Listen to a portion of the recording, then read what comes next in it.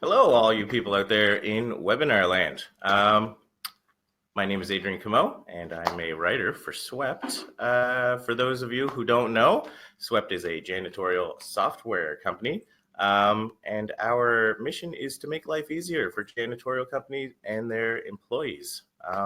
So everybody who's joining us today, you should write in the comments what state or city or where you're from, or province or country. Joining us today, we have Justin Reus. Hi, Justin. Hello. How you doing? And Justin is from Zoe Facility Services.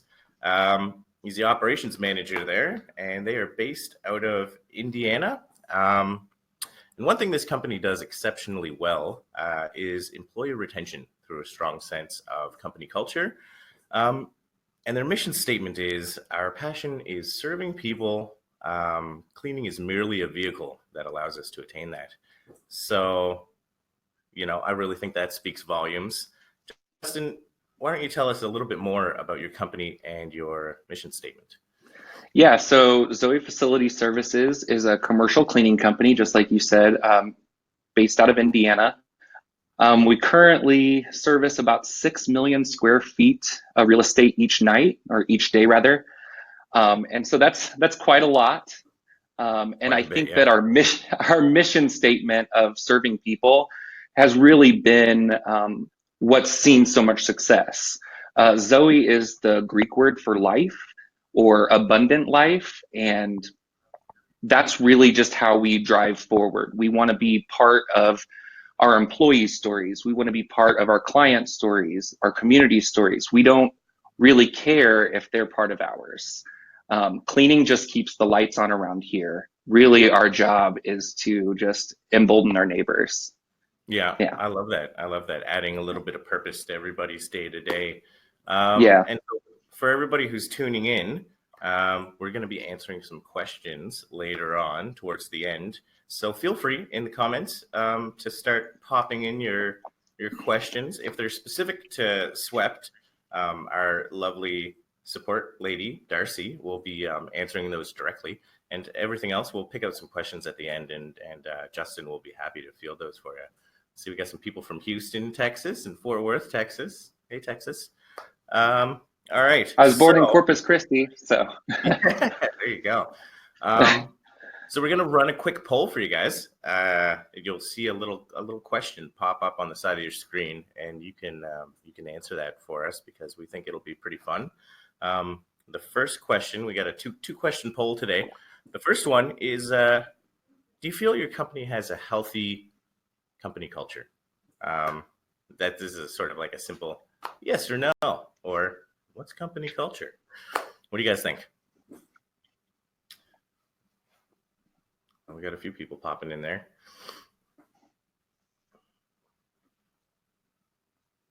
Just 1 second.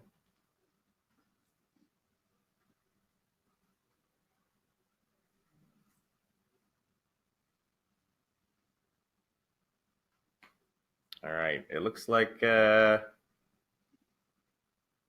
fair amount of people think that they have a decent company culture. All right, I like that. That's a good start. At least there's not anybody in there saying, what the heck is company culture? Because thing.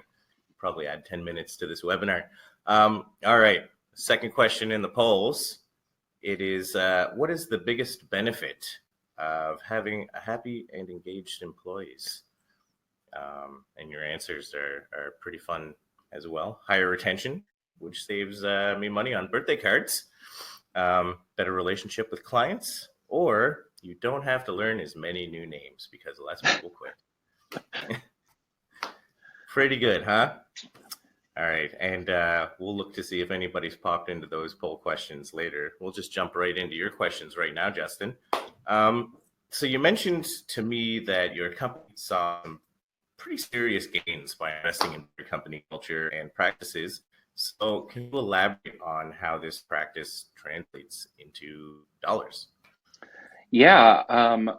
When we were going out to potential clients, we just really found that our investment in our employees was probably the biggest selling point for potential buyers.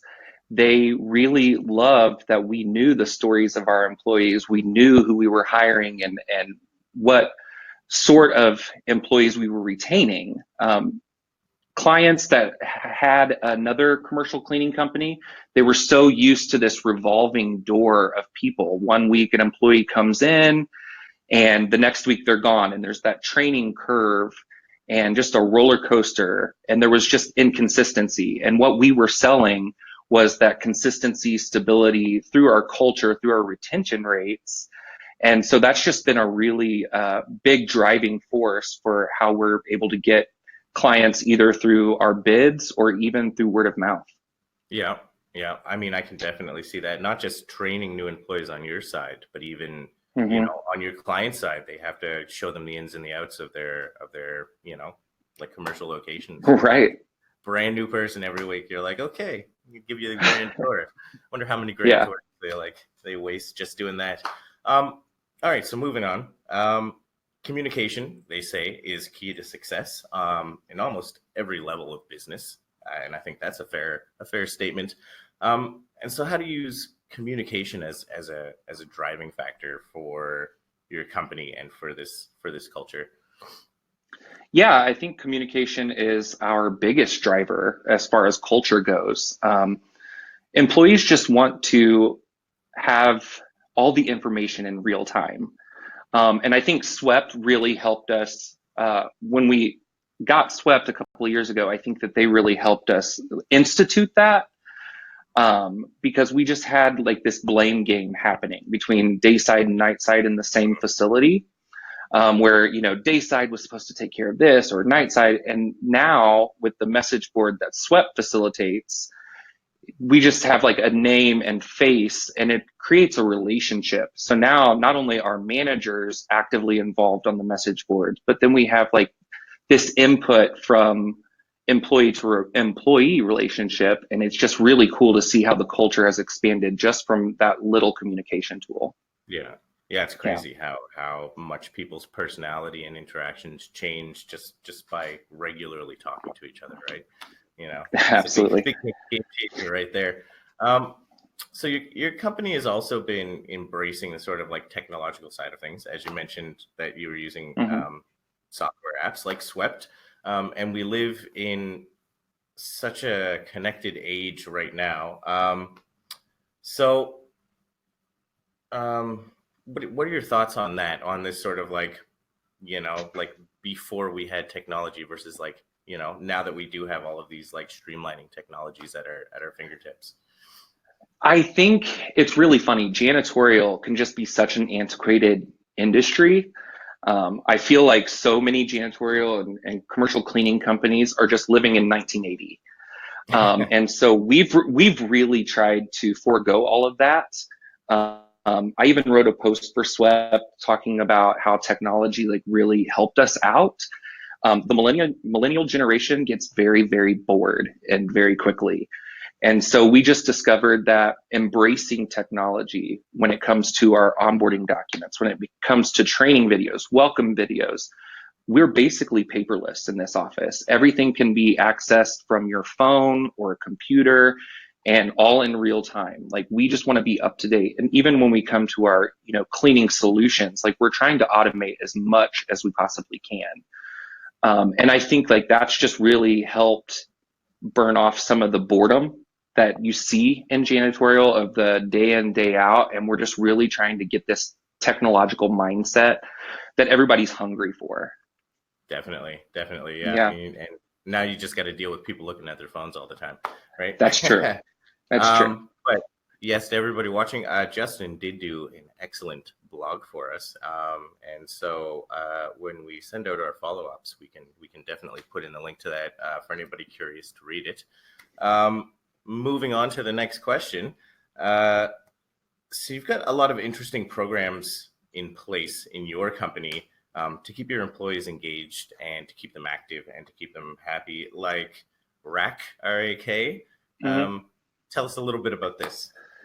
Yeah. So janitorial is not a glamorous job. And so we just really wanted to appeal to, we're doing more than just pushing a mop or a broom or a vacuum cleaner. And so rack or rack attacks is random acts of kindness. And that's just the passion of serving people in our community.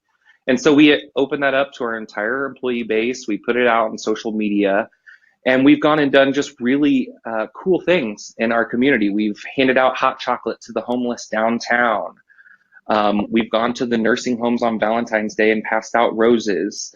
And our employees can really churn the ideas as well. So we had a blanket drive for one of our employees that they were involved with in a missions house downtown, or things like that. We also have a newsletter that goes out every month, and a lot of people have newsletters, but it's really about being transparent as a company, new contracts coming in, things like that. But it's also about building up our people. We have what's called the Rock Star of the Month, and that's where an employee nominates a coworker for outstanding work. And we write up a big piece about them, send it out to everybody, and they get a gift card. But not only that, the person that nominated gets the gift card too, because that's the kind of culture that we want to curate. We want to be, there's value in seeing the good in others. And so I think that those programs are really cool. And I could talk to you for days about the things that we have. We have a literal open door policy here at our headquarters. The only door is on our bathroom. And so, people just want to be seen, heard, and understood. Mm-hmm. And so anybody can walk into the HR manager office or the operations manager or our owner and just be seen, be heard. And that's really what moves us forward. Yeah, no, I love the idea of those random acts of kindness. I feel like a lot of janitors and commercial cleaners out there, you can feel a certain like lack of purpose, and by like engaging in stuff like that, it really gives you like a sense of like value, and like you're actually really like doing something, and you have that sort of enhanced purpose, right? And what a good feeling to share with your employees. I think that's amazing. All right, moving on to the next question. Okay. Yes. So I'm sure a lot of people who are tuning in are curious, like it's all fine and dandy having, happy employees and engaging in company culture. But what is the process that you use to sell this culture to potential clients? Do you use it as a talking point when you're doing proposals, or when you're like doing walkthroughs? How can you sort of translate this great company culture into great clients? Yeah, I think it's pretty much ingrained in who we are. Like I said earlier, Zoe's the Greek word for life, and we're just trying to be part of our employee stories and our client stories. So when we're talking with a potential client, we're able to share those stories that we have we have an employee that was a slam dunk champion, and we know that because we blasted out to our employees and we showed up in droves to support them. And I think like that really translates when we're walking a facility or something like that, and being able to sell who we are. And we just have a trustworthy structure here that really promotes stability, because we have an executive leadership team of only 6 people.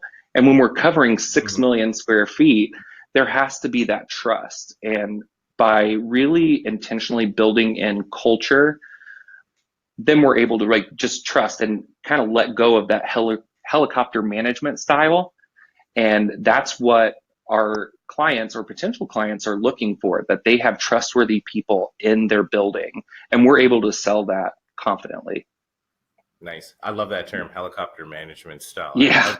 I've definitely seen that, where it's just so hands-on, Right. there's a ton of time being wasted in the process, where, having that trust, you're right. It's like you can kind of go hands off, and you can actually focus on growing your company while your employees are focused on, doing their job, which is great. And speaking of doing their job, let's talk numbers. So turnover is one of the biggest issues in the janitorial industry, by far, right? The turnover be well over 100%. I'm not even sure what the actual number as of this year is, but it's way up there. So yeah, maybe you know what the actual number is, and where did your company sit, when it comes to turnover? Because I know that you guys actually have some pretty impressive numbers, right? Yes, we do. Right now, the janitorial industry sits about 200% in the first Jeez. 30 days for turnover. Wow. So for every 10 people that is being hired, 20 people are leaving. And that number is just staggering. Yeah. And so for us, really investing in people and us investing in our culture and just allowing our employees to tell us where to go. We're at about a 92% retention rate. So for every 10 people we're hiring, we're losing 0 to 1 every month. That's And I wonderful. think that's just, I think that's a metric you have to be okay with. Like I said, janitorial is not glamorous. It's not for everybody. But there is a huge group of people, 92% of them, that are latching on to this culture.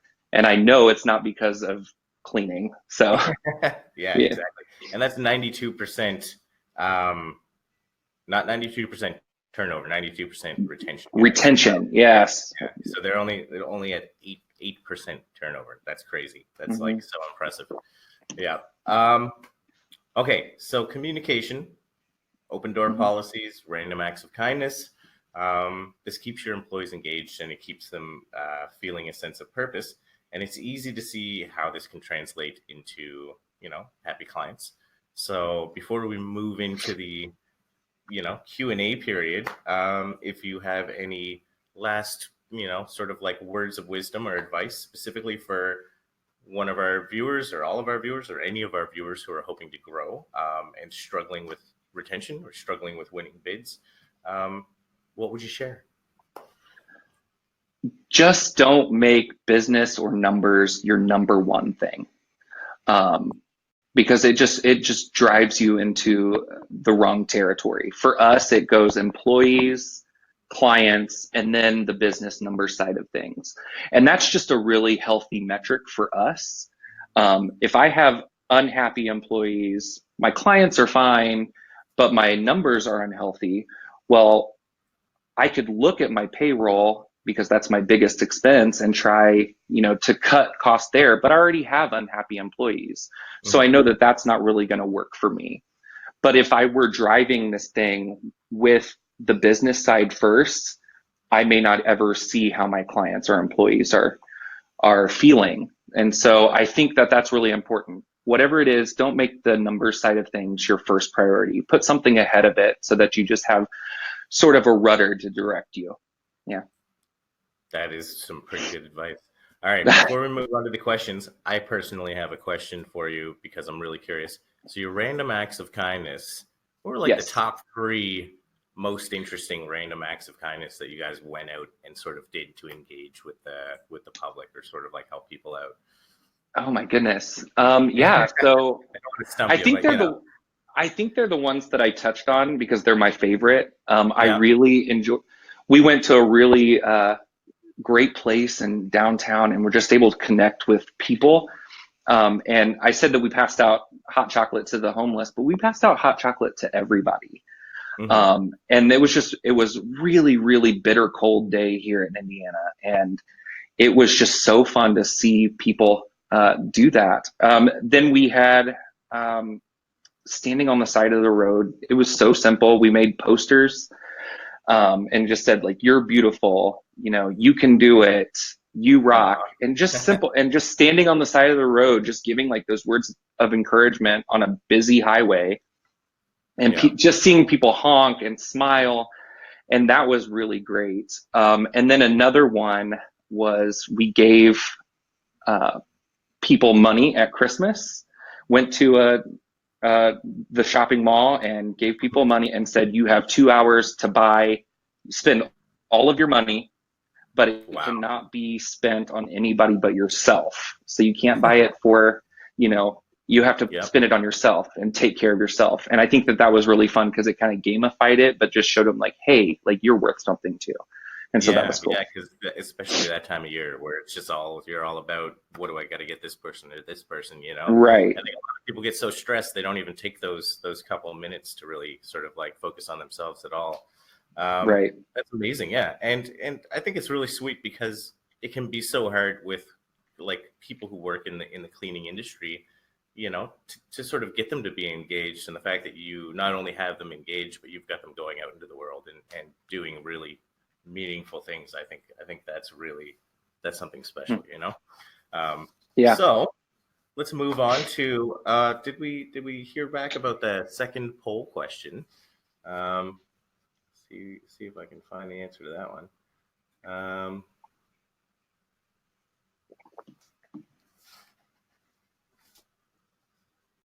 Yes, here we go. I found it, and the poll questions are, I guess that a lot of people really like that they don't have to learn as many new names. That's the best part about having happy and engaged employees. A couple of you said Yes. birthday cards, so I guess you do save on birthday cards when you're hiring less people. All right, so now we're gonna go to questions from the viewers. So Justin, I hope you're ready to do a couple hard hitting questions. I'm ready. I'm sure you've got some amazing answers just waiting in the wings. Okay, so the first one is from a Jessica Lauren. Hi, Jessica. Jessica asks, when you have a handful of older generation staff, how do you get them on board with new technology? I find they're reluctant to work with something that they're not familiar with. What do you think? Yeah, that's absolutely true. And Swept is really good at this because if you're trying to get them to clock into a facility or something and use the Swept app, well, they also have the landline available. And so, even if they don't know how to clock in and out on a smartphone app, they always know how to use a phone. And so I think that that's really good. Like in our onboarding documents, they're able to be printed out. So it's really just not excluding anybody. It's just making those people feel seen and heard. Yeah. And so if I have to print out a document for them, I'll do it. And Swept has some things in place that, you don't always have to have the app. So I think, yes, it can be pretty difficult to get the older generation to adopt like the technology side of things, but there are always ways to make them feel comfortable. Yeah, it's like coming up with an analog solution for a digital thing, Right. Like, here's a printout on how to use your app. I like that. All right, and moving on to the next question here, we have Mary Rodriguez. Oh yes, and she just said, "I completely agree. Don't make numbers your number one thing." And that's it. She just made a comment. Okay, so great. Thanks, Mary. Yeah, right. Next question is, how do you start building a culture for retention? She says that she's a one-person HR generalist and need to convince owners to improve culture in order to retain their employees, but they haven't really built a good environment for the workers, and that's something that they want to do. So how would you do that? How would you start improving that environment for the employees? What I started doing is I just sent out a survey. I sent out a survey and just said, how do you feel about A, B, C, D, and so on and so forth? Like, do you feel supported in your role? Do you feel, and I just kind of went over everything that wasn't working. And I just pinpointed one thing. And for us, it was communication. And that's when we adopted Swept.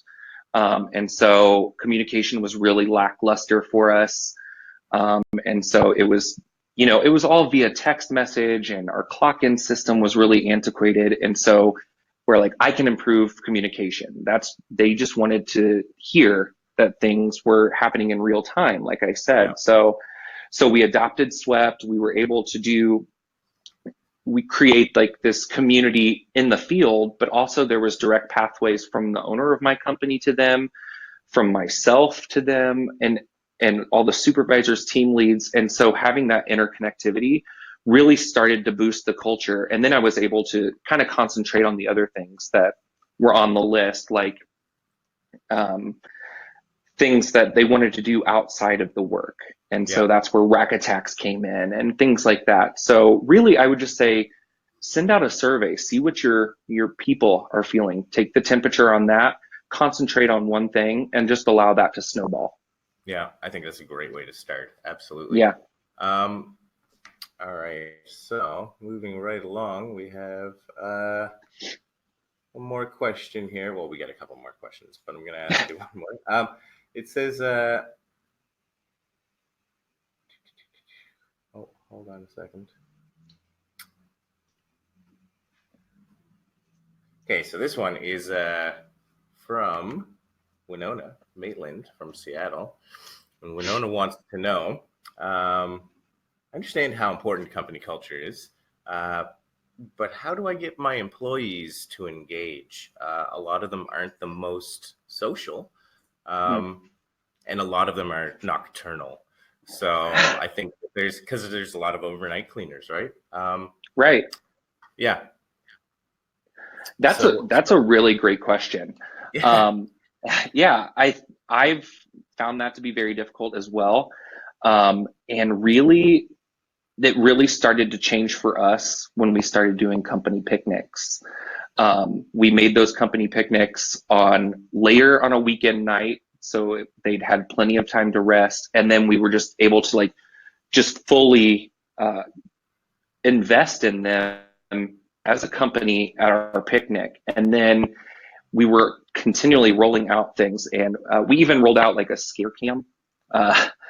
So for Facebook, on Facebook and things like that, like we had one of our supervisors walk around at night and scare somebody. And it was just getting them involved in some sort of way like that. And people just saw like, oh, this is a fun company to work for, or this is something that I can be a part of. And it's really difficult to get those nocturnal introverted people to come out of their shells. But as long as they're aware that they're working for something bigger, they're happy. The introverted people don't really care, but they want to know that their work means something. And as long as you are striving forward there, the buy-in is there, maybe if you're not even seeing it. Awesome. And the last question I'm going to ask you, this one's easy. Yeah. Okay. It's almost like you don't even have to think about it. So Pam says, how early on did you start building and focusing on company culture? Like how early into your business did that become a thing that you realized you had to start doing? Day one. It was day one, because Zoe is the Greek word for life. And we've been around for 18 years. But there came that shift where business and numbers did take the driver's seat for a while, and we saw things kind of crumble. We saw retention rates plummet. We saw turnover spike, and we really had to recalibrate and go, okay, we need to put our employees back as number one. And once we did that, everything started shifting, and we have a 92% retention rate. Like that's incredible. That is incredible. Yeah. So you knew right from when you were coming up with a naming convention. So that's correct. That is pretty impressive.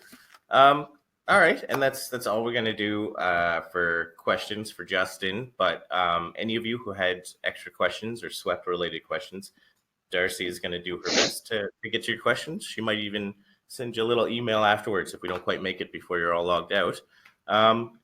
So we're gonna close up here. I just want to remind those of you who are thinking that SWEPT may be a great solution for your janitorial company. We are currently offering 7-day free trials.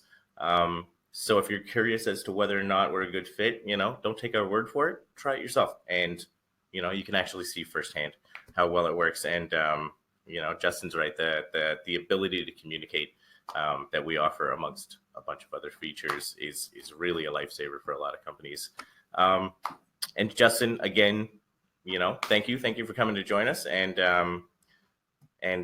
for everybody watching, we're going to be following this up by making a podcast as well as a blog post from it.